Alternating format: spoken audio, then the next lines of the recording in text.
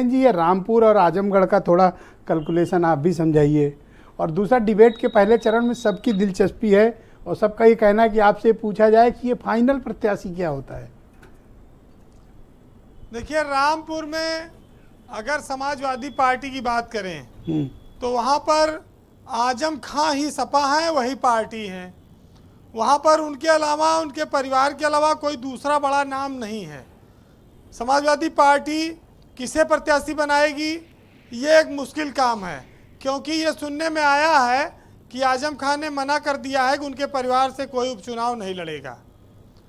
अब बात आती है कि अगर बीजेपी मुख्तार अब्बास नकवी को लड़ाती है तो सपा क्या किसी को बाहर से लाके लड़ाएगी। एक और चीज़ है कि कांग्रेस जो वहाँ पर बेगम नूर बानो की फैमिली है, उसके लिए एक संभावनाएं मजबूत बनेंगी कि वो बीजेपी को वहाँ टक्कर दे सके। ये उपचुनाव इस बात को भी थोड़ा से साफ करेगा कि लोकसभा के 24 के चुनाव से पहले जो मुस्लिम पक्ष है उसका वोट क्या कांग्रेस की ओर कुछ जाएगा, क्योंकि जब आजम नहीं होंगे तो स्वाभाविक है कि बेगम की जो नूर बानो की फैमिली है उसका अगर कोई प्रत्याशी आता है तो वो वोट खींचेंगी। ये तो रही बात रामपुर की। उसके बाद आजमगढ़ पे आते हैं।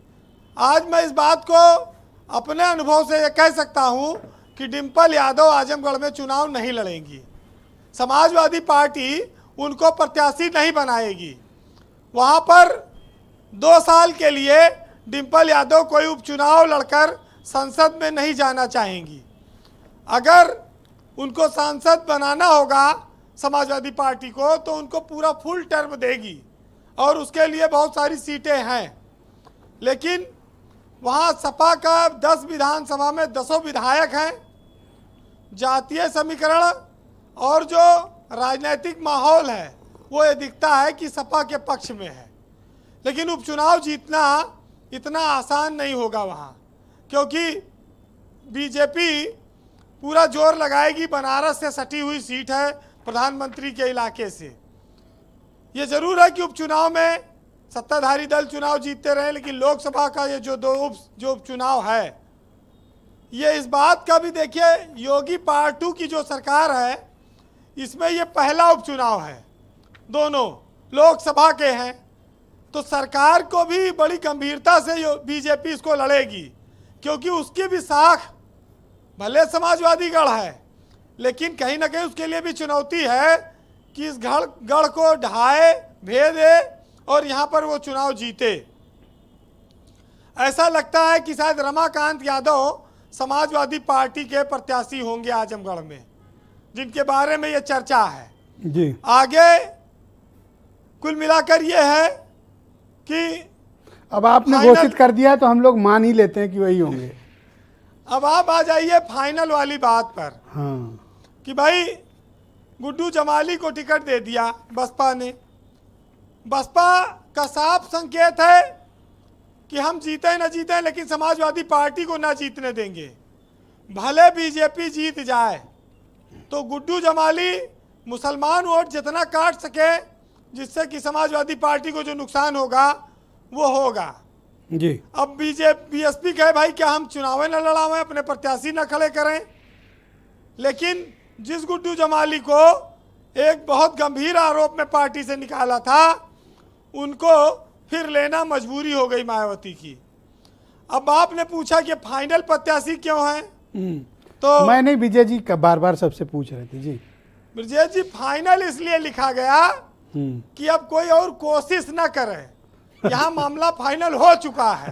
अच्छा। फाइनल जब हो जाता है मतलब अब नहीं, तो फिर टिकट नहीं बदला जाता। ये है संकेत कि भाई अब सब कुछ फाइनल है, अब बदला ना जाएगा, अब दूसरे लोग कोशिश ना करें। ओके। तो मतलब ये दूसरों को संदेश दिया गया है कि हाँ, अब ना बदलेंगे, अब ना बदलेंगे, अब एकदम साफ है मामला। अब कोशिश ना करो, मतलब कोऑर्डिनेटर से लेके जिला अध्यक्ष तक सबको कहा गया कि भाई कोशिश ना करिए। ये संकेत है इसमें।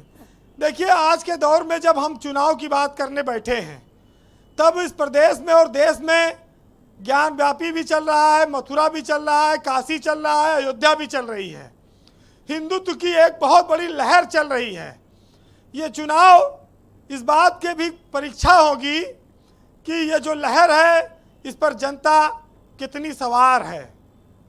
मंदिर और मस्जिद की ये जो शोर है, ये लाउड स्पीकर को जो इतनी आवाज़ है वो इतनी तेज हो गई है कि बहुत सारे मुद्दे अब यहाँ पर गौण हैं और बीजेपी के लिए इसको साबित करना एक चुनौती होगी। अगर बीजेपी दोनों सीटें जीत ले तो आप मान लीजिएगा कि ज्ञान व्यापी मथुरा काशी जीत गई और तमाम सारे मुद्दे हार गए और 2024 का रास्ता साफ हो गया। जी, बहरहाल चुनाव के तमाम खट्टे मीठे अनुभवों के साथ जंग देखिए, सेना लड़ती है, सिपाही मरते हैं, तमाम नेता चुनाव जीतते हारते हैं, लेकिन जो शीर्ष पद पर बैठे हैं, हाई कमान हैं, उन पर ज़्यादा फर्क नहीं पड़ता।